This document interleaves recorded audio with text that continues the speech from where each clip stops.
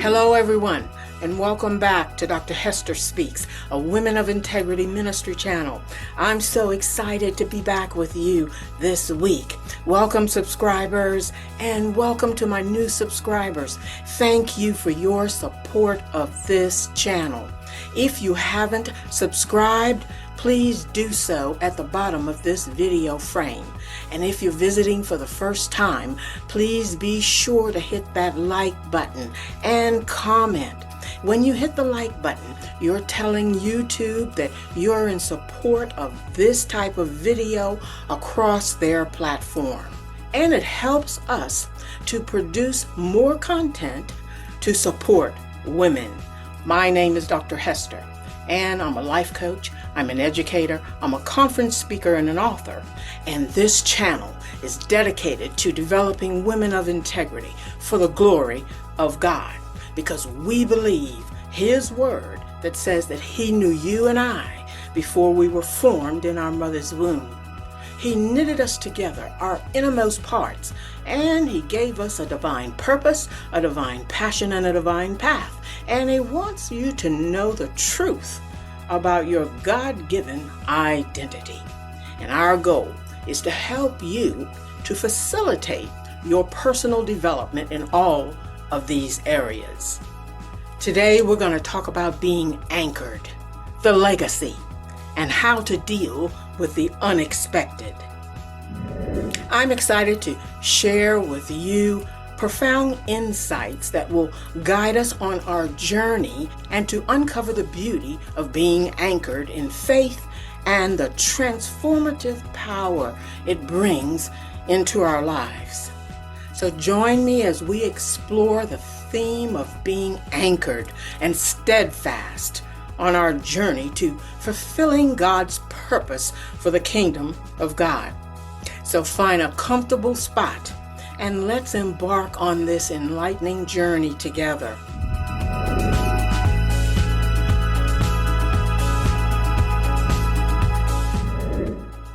You know, life is a journey filled with trials and triumphs, but through it all, I have found my anchor in God.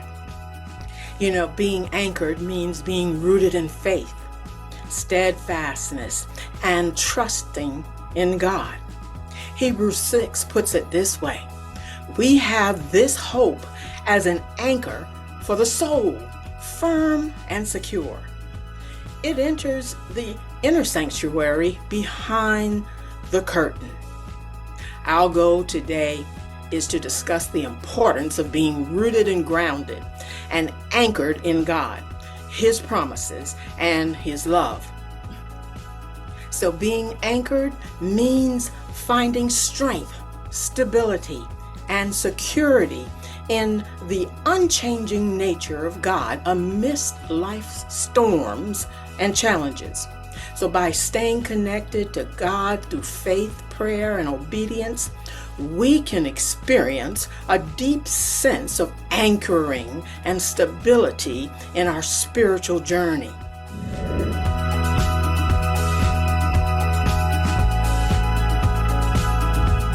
Today's topics will include how we are to be anchored in legacy in the midst of unexpected trials and drama, and devotion to God, our purpose, and our patience. And today, I'm going to share with you a very unpleasant event that occurred in my life while we go through these.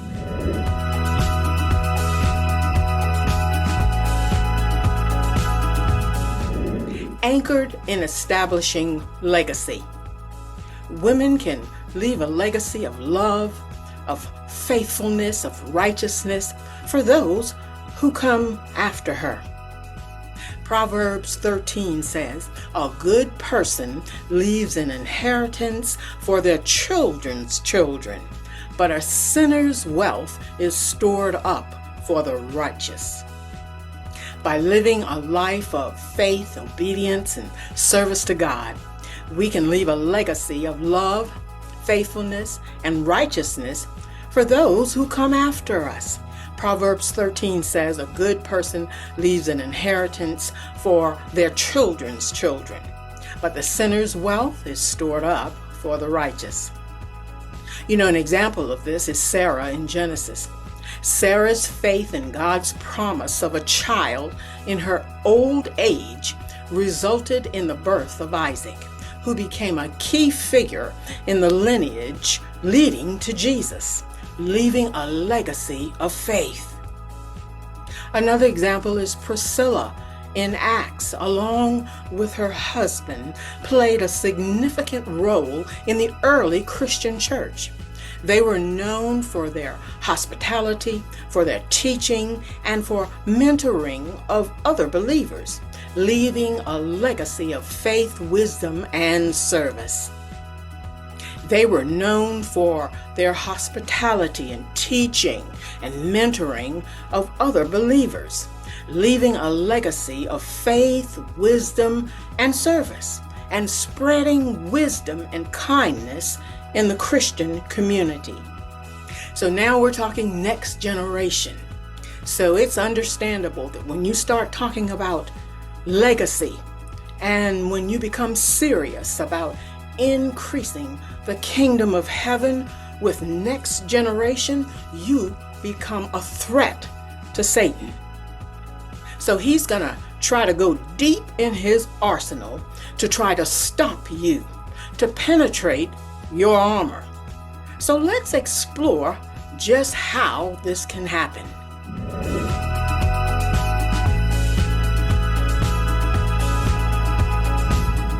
So now we know that we have to stay anchored in the midst of the unexpected drama. But the fact is that Satan is not original. He simply recycles old processes, and he even uses the same old tactics, manipulation and control, and everything that comes with these: lies, gossip, power, struggle, insecurity, jealousy, and so on. So he's going to try to attack something that you're passionate about, something that God has assigned to you. He's going to come after your reputation, your credibility, anything that furthers the kingdom of God that comes through you. He's going to try to attack it. And you have got to be anchored. But God's word said, having done all, stand. So I'm going to spend a little time sharing with you my personal experience, because this experience was truly unexpected. Surprising? No. But unexpected? Yes. Because he's bold.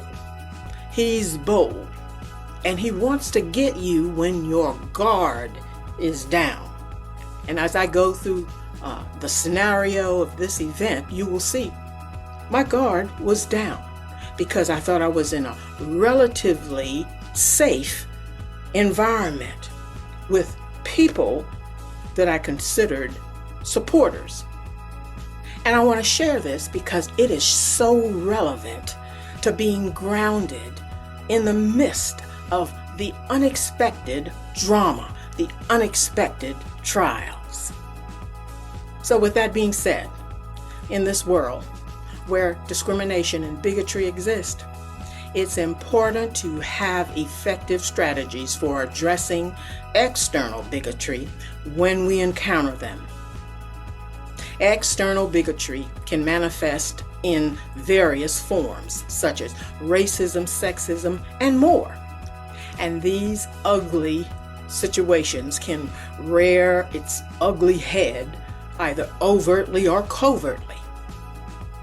You see, one of my callings happens to be community engagement and being a mentor and an example for the greater good of our community. This includes challenging bigotry and fostering a culture of acceptance and understanding. So just to give you a little backstory and a basis for continuing this line of communication. At the age of 14 or 15, God presented me with an opportunity through my mother. And this opportunity was to transfer from my then school in this very, very small town to what we call an all-white school. I was one of the first Black students to transfer to that school because I had seen that school from the outside in, and that was a yes from me. It was a better school. It would be a great opportunity, a better education. So my mother gave me the choice, and I chose to go to the white school because I thought that this was going to be the best thing since sliced bread. Boy, was I wrong. Every day was a challenge. Every day was a battle. But I knew, even at that young age, I knew that I was where I needed to be.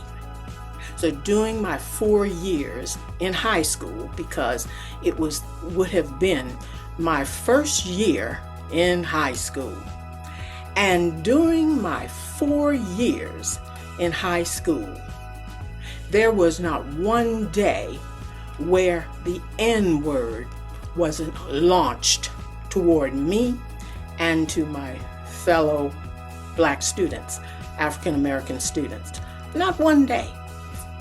It was a battle to learn in that type of environment. But I knew deep in my soul, even at that young age, that's where I needed to be. The struggles, the headaches, the migraines. My mother gave me an opportunity to leave, and she said, "You don't have to go back if you don't want to."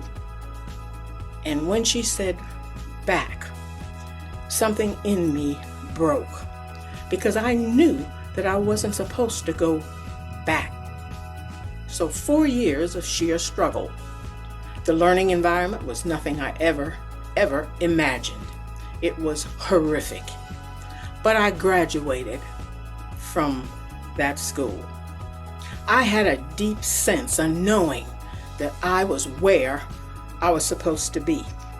But nothing that happened during my 4 years in high school compares to the experience that I had at a local coffee shop in 2023 in my now small town, hometown of Summerville, South Carolina.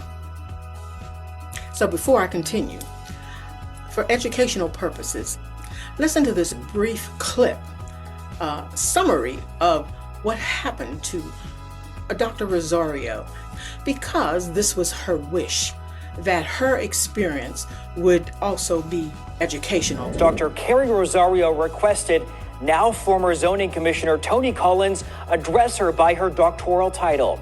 He never did, and the next day he was fired. This tense exchange has since made international headlines. The Washington Post, Yahoo News, Inside Edition, and Daily Mail. Dr. Rosario was voicing her concerns about a planned development near her home. Good evening. My name is Dr. Carrie Rosario. She then explained her concerns about traffic safety, water pollution, and environmental damage. And if Mrs. Rosario has something about one of those... It's Dr. Rosario. Thank you, sir. Mrs. Rosario has something about... Dr. Rosario. Well, I'm sorry. Your name says on here, Carrie Rosario. Hey, Carrie. It's Dr. Rosario. If you got something I would call you Tony, so please, sir, call me as I would like to be called. That's how I'm identified. It doesn't really matter. We're here. It matters to me. It matters to me. And out of respect, I would like you to call me by the name that I'm asking you to call me by. Thank you. Your screen says Carrie Rosario. I'm verbalizing my name is Dr. Carrie Rosario. Then, at the following day's city council meeting, council member Sharon Hightower brought up the exchange. And what I saw last night at zoning commission meeting was white privilege at its ultimate finest. What followed was 30 minutes of discussion. But to have you dressed down in a public forum is an ultimate insult. If somebody asks you to call them a name, what does that take? Nothing but changing the word. Quite frankly, I find it heartbreaking. At the end, all council members voted to remove Mr. Collins from the zoning board. And that passes 9-0. WFMY spoke with Dr. Carrie Rosario about the encounter. She says she was shocked but not surprised by what she felt was intentional disrespect. I introduced myself as Dr. Carrie Rosario intentionally because as a Black woman, I often am dismissed in a lot of different spaces. Did leave a voicemail message sharing his apologies. She hopes others can learn from this. So a few months ago, that would be 2023, I experienced an act of bigotry from an employee of a well-known, connected local coffee shop. The employee was a head waitress, from what I can understand. And I was there for a community meeting. And after the meeting, I gathered myself with a co-committee member in the common area. This waitress interrupted our conversation that I was having with a co-committee member and addressed me and proceeded to make inappropriate comments about my attire, detailing the effects of said outfit, and made reference to how said outfit was fitting around my derriere and the effects upon how the fit was enhancing certain parts of my body. Just for reference, she did not address the male African American co-committee member with whom I was having a conversation. She came straight to me. You see, I wasn't sure what I heard. Sometimes you have to take a step back, and don't respond to things. For me, the room started spinning around because I couldn't believe what I was hearing. You see, my guard was down. I was at a business meeting for the community. My guard was down.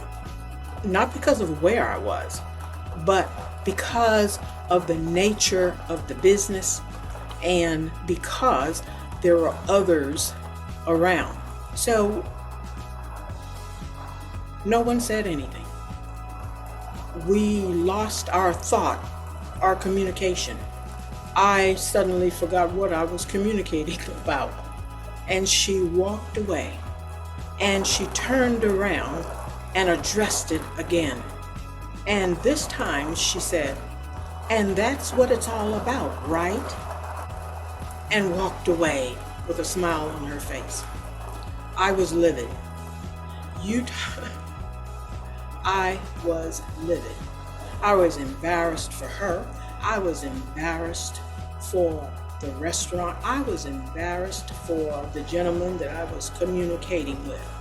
And I could not get out of that restaurant fast enough. Now, because I was taken off guard, and because I felt some kind of way, I thought I'd give myself some time to think about it, and then I shared it with my husband. So make a long story short, the owner was contacted, and he was told what happened about the inappropriate comment. And he said that he would be talking to her. And we wanted to get that done because we had in a couple of days another meeting at that same location. So we went to that location for yet another meeting 2 days later. And the owner was there. And he walked around and he embraced everyone. And you would think that he would say something or apologize or give feedback or would let us know, hey, I took care of that. Thank you very much. We're not about that.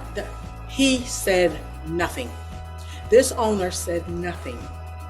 But what he did do was he made sure that there was an African American woman that was there. And guess what happened? Before the meeting and before others gathered, she created the same scenario. This African American woman mimicked created the same type of scenario, you would think that he would say something. You would think that he would follow up or address the situation.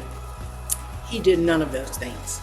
What he did was he made himself visible. But what he did do was he minimized the situation. He minimized it by bringing in an African American woman who put herself in a position and she mimicked the same thing that happened in the common area 2 days later. That was his response. The commissioner with Dr. Rosario had enough integrity to call and apologize. Even after his position was taken away, at least he picked up the phone and called. This man, I'm telling you, this is 2024, and he has never addressed it. He has never cleaned it up. But that was his response. You know, I've been in this world for over 70 years. So I know a setup when I see one. I know bigotry when I see one. Who or what do you blame for the kind of treatment you experienced while at Sutter? Leadership. And the culture within leadership. But it's the leadership that determines the culture, ultimately. And it starts at the top. I know bigotry when I see one. And that was white privilege personified. It was racism. It was bigotry. You see, because I'm well known in this community. And so the target was me.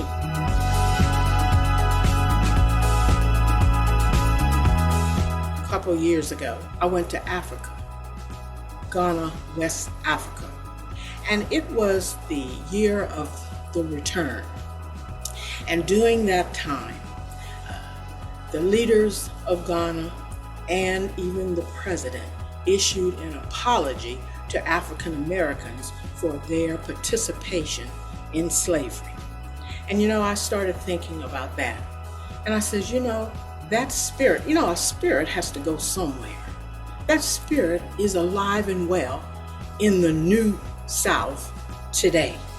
That an African American would put themselves in a position because they want power so much that they would cause harm to someone of the same color.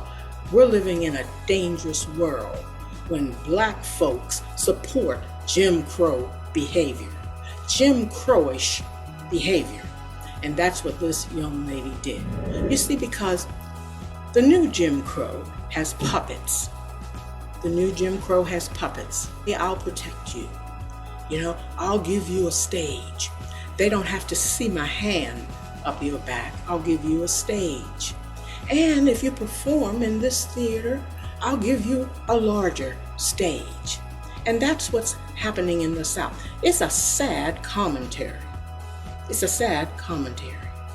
So that's how he addressed it. 2024, and he hasn't cleaned it up yet. Coffee shop. See, that's what they were counting on. They were counting on me to speak up right then, to respond, to act out, you see, pushing buttons. That's what he does. That's what Satan does when you are called to do something, called to be a light. You see, the world needs a light in multiple areas. She was looking for a response. The coffee shop. But I can tell you that the series of events that followed confirmed the culture, the mindset, and the lack of care, the lack of customer care.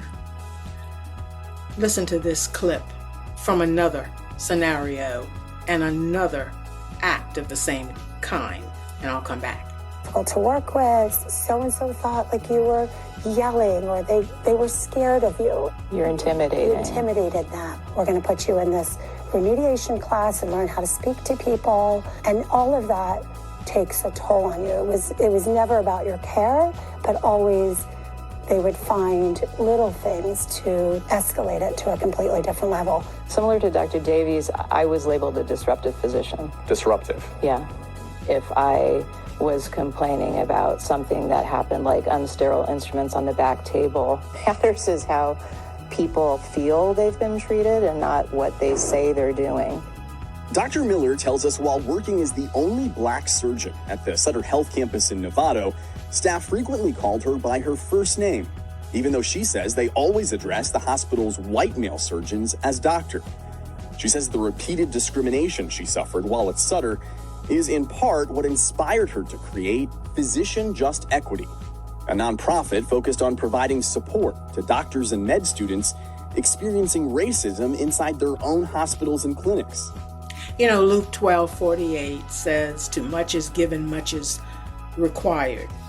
And if you've heard this line of wisdom, you know it means we are held responsible for what we have.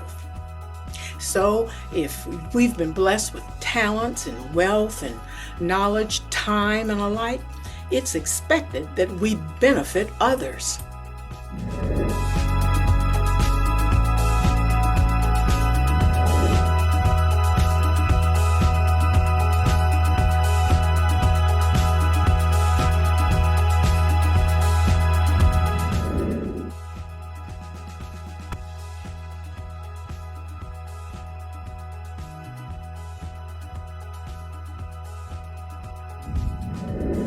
So until next time, you stay blessed and keep the light shining.